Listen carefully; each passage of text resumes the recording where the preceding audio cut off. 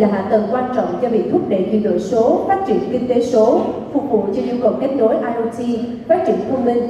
Hiện tại, các nhà mạng tại Việt Nam đang chạy đua thương mại hóa mạng 5G với kỳ vọng là sẽ giúp các ngành sản xuất nhà thông minh, nhà máy thông minh bùng nổ. Singapore là quốc gia đầu tiên trên thế giới phủ sóng 5G toàn quốc. Để hỗ trợ phát triển mạng 5G và thúc đẩy thương mại hóa 5G tại Việt Nam, thì tiếp theo sau đây ban tổ chức xin mời Chủ tịch Hiệp hội Công nghệ Thông tin và Viễn thông Singapore sẽ có những chia sẻ về công nghệ 5G, các ứng dụng và kinh nghiệm ở tại quốc gia này. Let's welcome the President of the Association of the Telecommunications Industry of Singapore, Mr. George Choo.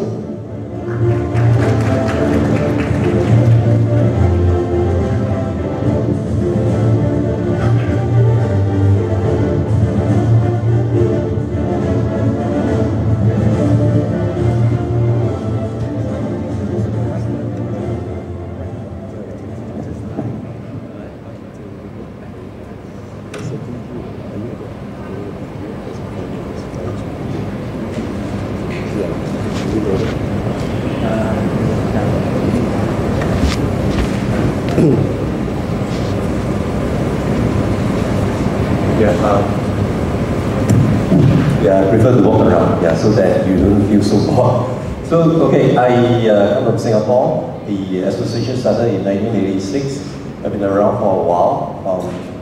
So today topics I'll cover on the 5G technologies and its applications, and and also I'll share about from Singapore perspective, and for Ho Chi Minh City, what are the things that can be useful for you to look at and maybe want to adopt.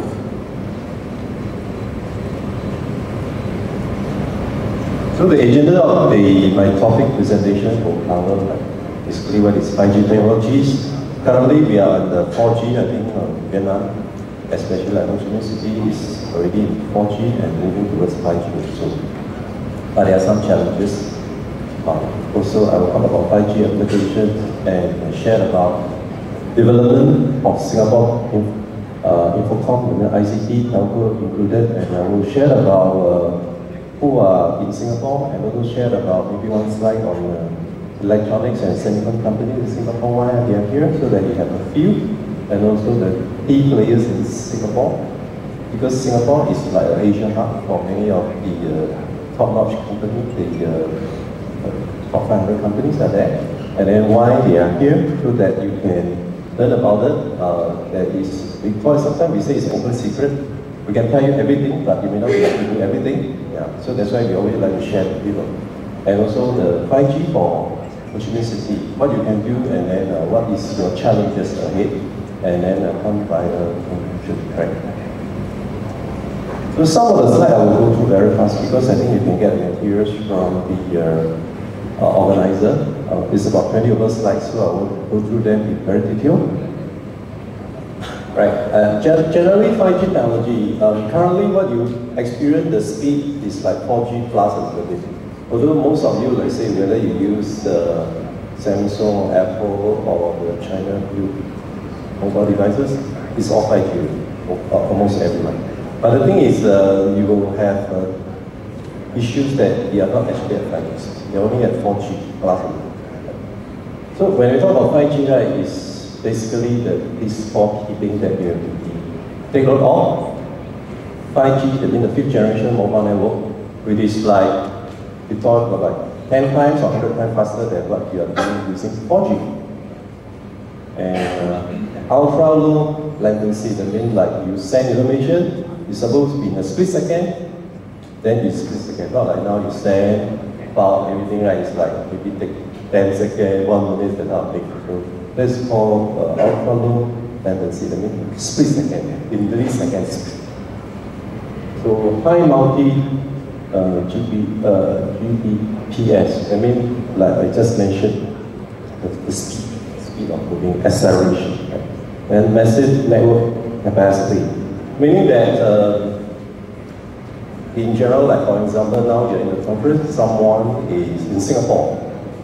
So you have massive network that you can connect, and then you can talk to them at the very low latency speed and multi-country, and you can do like really like a multi-country conference is like very light.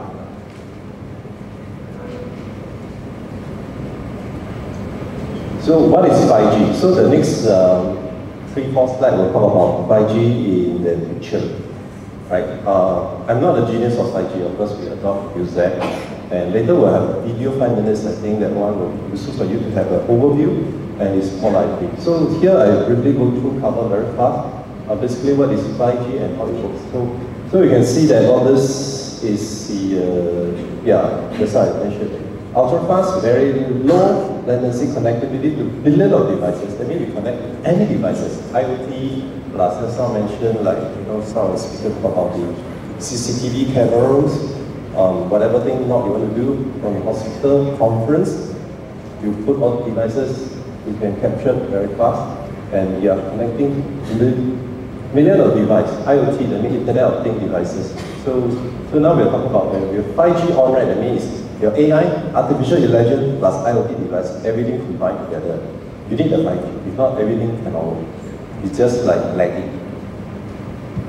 So then we talk about, it's like 1,000 capacity increase. That means from whatever you do 4G now, you do 1,000 speed.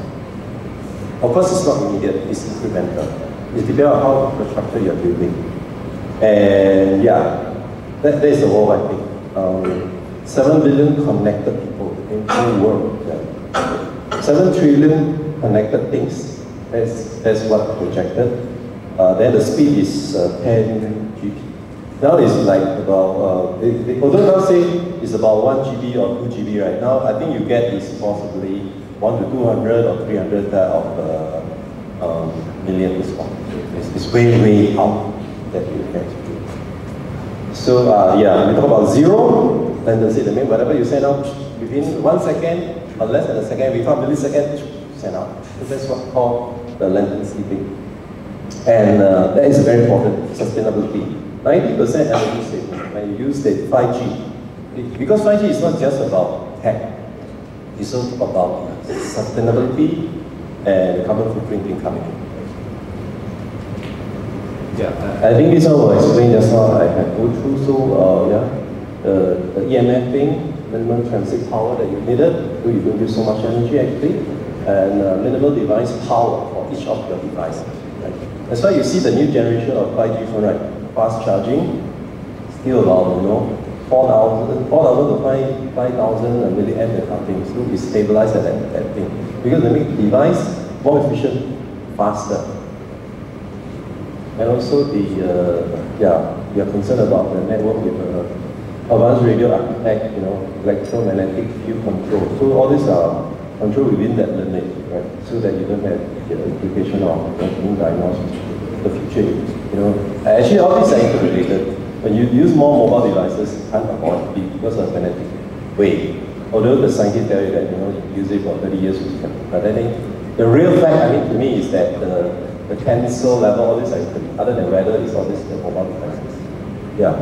So I wouldn't say it's a sad thing, but it's just that the general population, when your country is more advanced, right, that the people contacted like cancer, all this were rising to about, now I think it's about 20 over to 30%. So I think you'll keep at that level.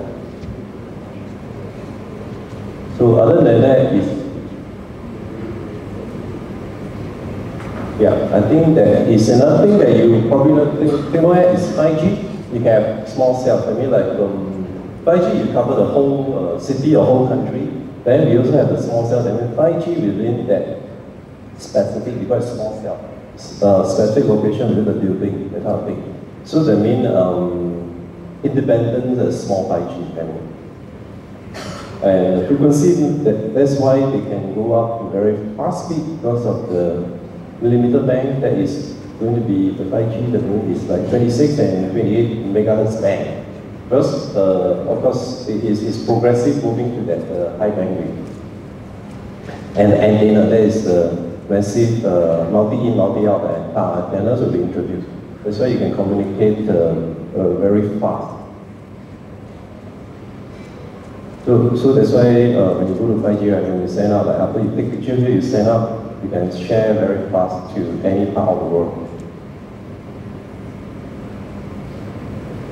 I think that is the equipment devices. Most of the thing that is more ready actually is the the mobile devices that we hold. The one that lagging behind actually is infrastructure.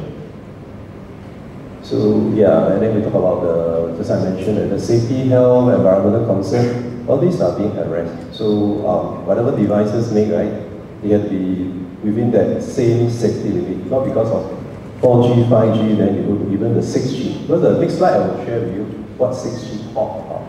Because at least the 5G era, right, from now until that matured, fully implemented and used, right, will be like easily 10 years or even like 20 years. Right. Yeah, so this one will actually cover just now the thing that I've mentioned. 5G, basically the three main core things we talk about, the massive Internet of Things. Yeah, you're putting everything together. Internet of Things, I mean the devices, everything, then you need to make sure that you get the low energy, low capacity, and the deep coverage of every angle. And yeah, passive crucial control, that means the lower latency. You speed up, there's no lag. Right? That's the main thing. And then enhance mobile broadband, which is the infrastructure side. So this is one of the applications actually I extract from the Nokia. So basically you can see that there's various key things when you talk about various applications, like the data center to the edge computing, and also like autonomous vehicles, various applications that you can generally actually cover almost every aspect.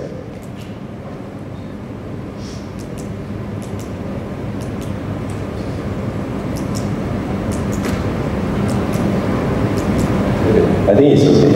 Here actually is an overview. And also we will have to address the data security part. Because when 5G very high speed, right, you're also subjected to hacking.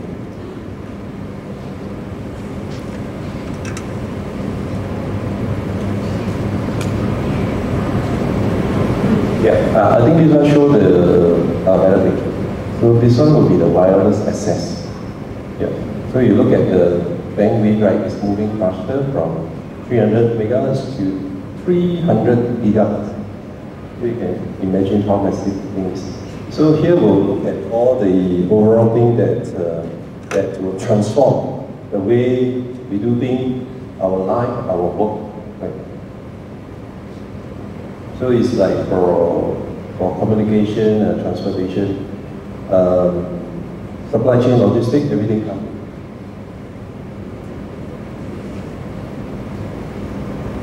Yeah, so this one will show a little bit on one of the main keys of the core of the 5G thing is the cloud and data center. Because whatever you send using mobile devices or even your PC, right, you send through the air or through your email, whatever, all those things, right, you need the big data center. So the data center is like can be a remote. And all this will cover the whole thing of the 5G.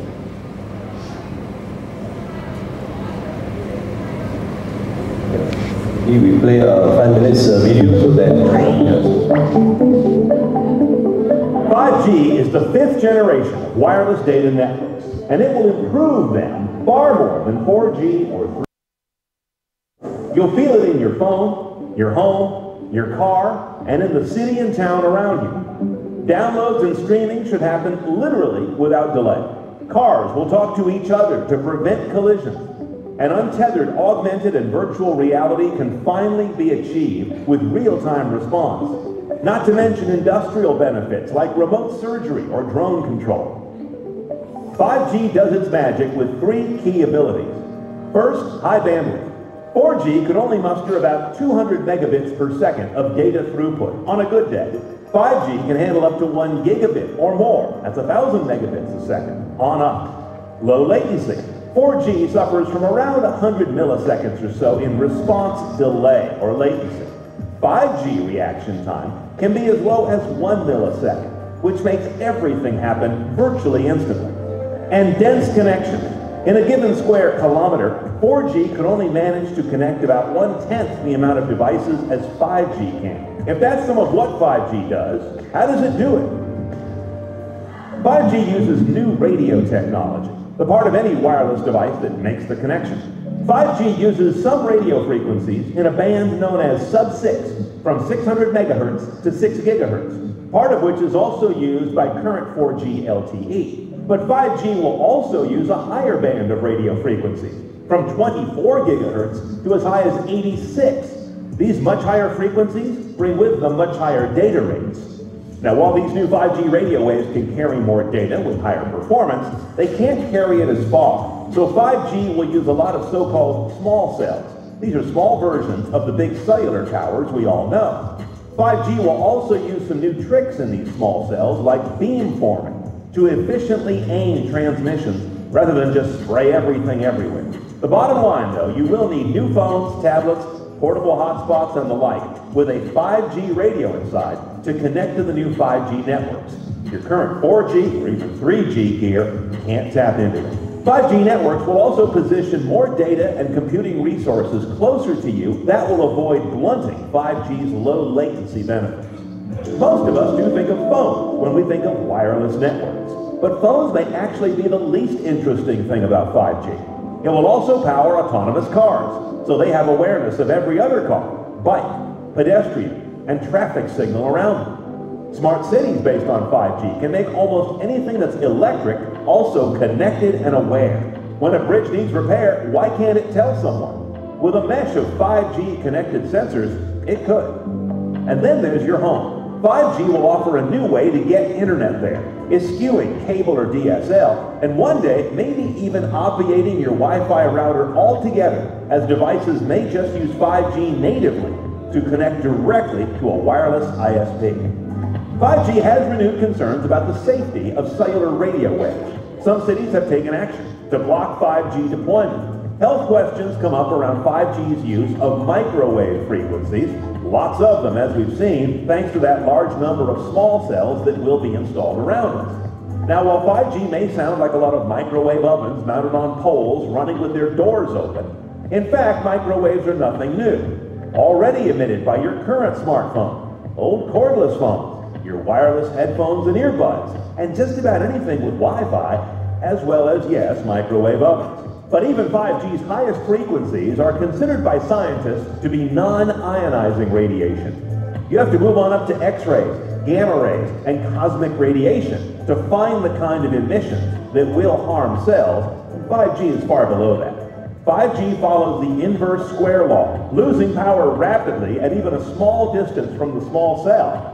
The US CDC says there is no scientific evidence to provide a definite answer to the question of cellular radio wave safety, whether it's 3G, 4G, or 5G. 5G will take years to roll out and some investment on your part, but the complexity of that deployment and debugging should be worth the wait, delivering the world we've been promised for a long time, where everything is connected, aware, and responsive, and a world in which we can stop worrying about the availability or performance of connectivity in the first place.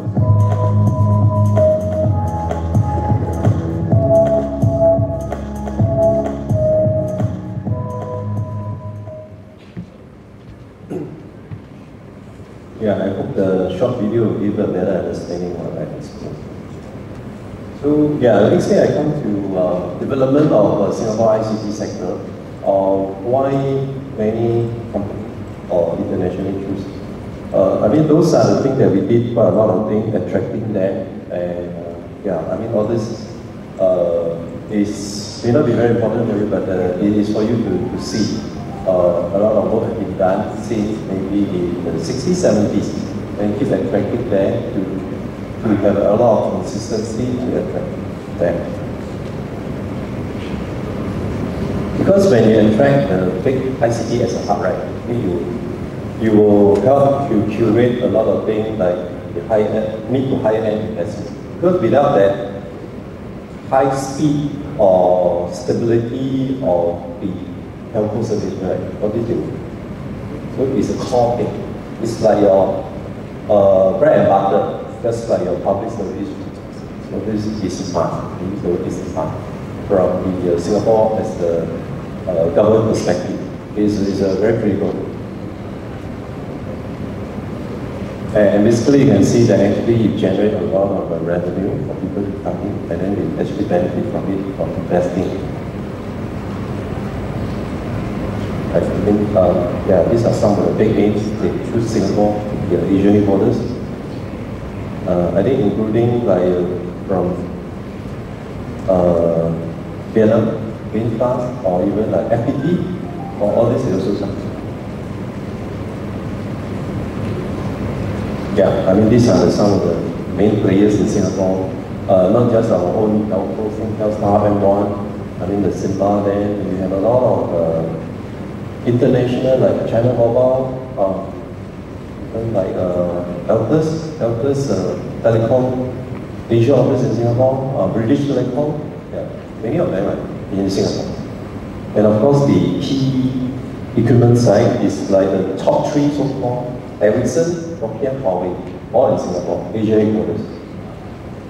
Of course, the other device side like Samsung, Asia headquarters, Singapore, Apple, and the China side. So, right.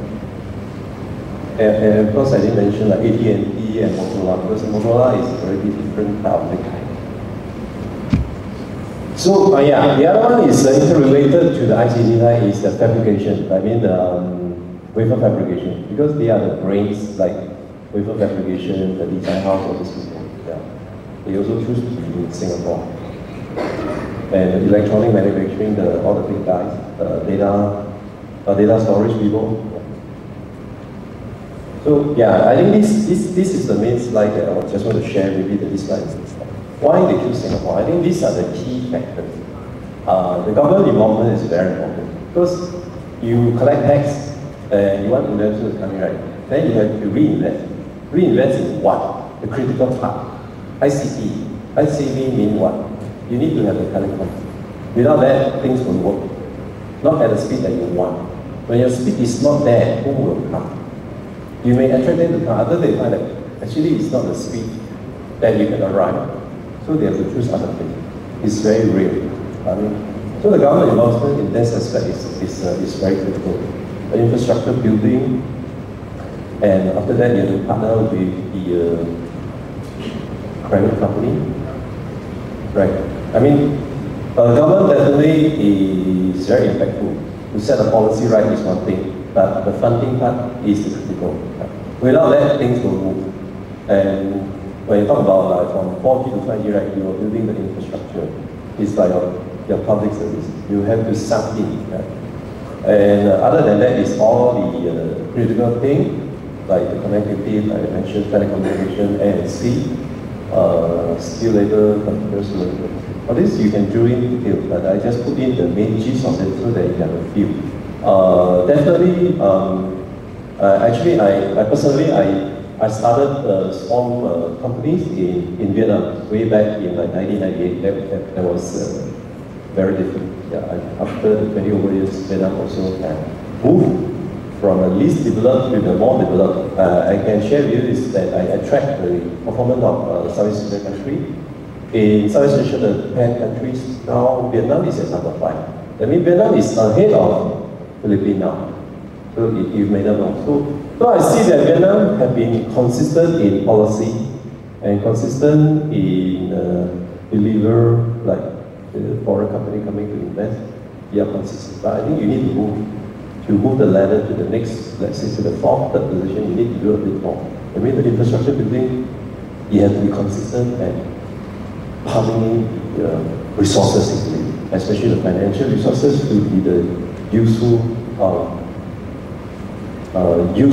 utilities. I mean, it's like telecom, you become a utilities, right? It's just like water, your electricity, these are utilities. It's a must to win the game, to continue to attract foreign investment, to create good jobs for the 100 million people in Vietnam. I mean, Vietnam is a young population, average like 29 years old.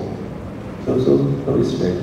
Singapore is a more mature economy because Singapore is a city-state, and we only got about 5 million people, and our average age is like 40, right?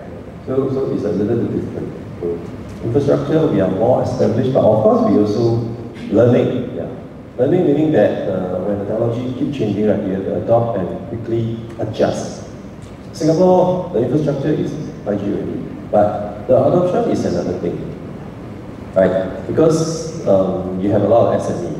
So SME, you have to nurture them, to train them. So we have the 5G AI OT center, like in the polytechnic and the university. You need to train them. Because the big boy, you don't have to worry about that. They are all with their resource rich, finance, and manpower, technology, capability, they are all there. But the thing is, you have a lot of SME. And then the SME will be employing like, 60-70% of the workforce. In Vietnam, I think it's similar. Because I did a cross-check. Most of the country are so similar. Because when you go to the farm, right, there are a lot of SME, local company. You have to help them. How to help? So the government have to initiate and work with the university, the technical college, train them, to nurture them, to move to the next level. Then you can create a better, higher value jobs for them. Okay. Like talk about 5G, right? When you talk about automation, what does it mean? Does it take away your job? The answer is yes. But then you create more higher value jobs. Right? So that is it's always a game. Yeah, it's always a game of technology, we call it. And then you don't want to move forward and lie low, yes, of course. But then you see that you're lagging behind. Right? And then the stage of development is that you're moving towards to the least developed, to the least developing, to the more developing, and then the next stage you will want to be a more advanced developing before you become a developed country. So I see the journey of Vietnam is on the next leg. The next 20 years for you. I mean, this generation, you are 20, 30 years old, right? You can see that you have to pump yourself up. Right? I mean, I'm already past 60, I don't have to worry about it. Yeah, so this is a challenge. Like I mentioned, I just summarized it. Right, 5G, what is the challenge for 5G? To zoom in. So you see that on the top, on the left, on the top left, and on the right side, and on the bottom. Bottom is the need, right? Bottom is the need. The whole 5G thing, right? The need, you have to be digital government. I mean, think, process, everything you have to change. You have to move to that direction. If you don't change, government don't change. Industry very different. Because you want to attract more investment.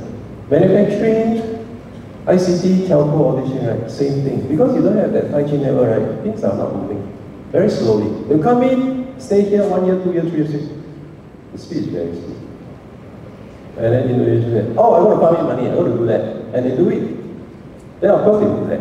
It's very simple. Because it's about investment. And investment is not about manufacturing, it's not about 1 year, 2 years, it's about 10 years or 20 years, that kind of thing. So you don't want to sink in to build the infrastructure that they will go. It will just go. Because we are just entrepreneurs.